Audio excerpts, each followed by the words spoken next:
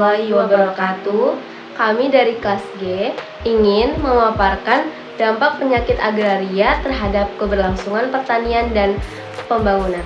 Izin memperkenalkan diri, nama saya Naila Suci Haryanto dari NIM 20240610328 dan rekan saya Aulia Dewi Hertamapua dengan NIM 20240610355. Indonesia dikenal sebagai negara agraris, di mana tanah memiliki peran yang sangat penting bagi kesejahteraan rakyat.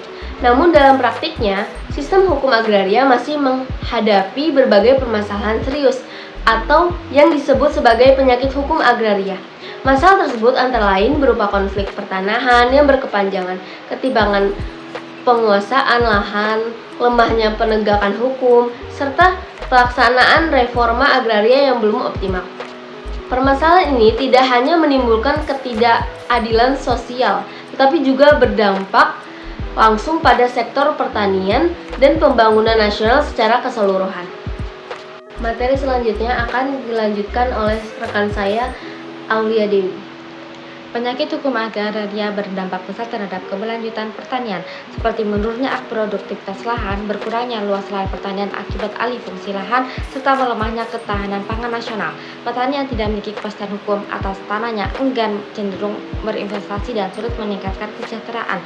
Selain itu, dari sisi pembangunan berkelanjutan, ketimpangan agraria berparah kemiskinan di pedesaan, memicu konflik sosial, merusak lingkungan, dan menghambat investasi karena tidak adanya kepastian hukum pertanahan.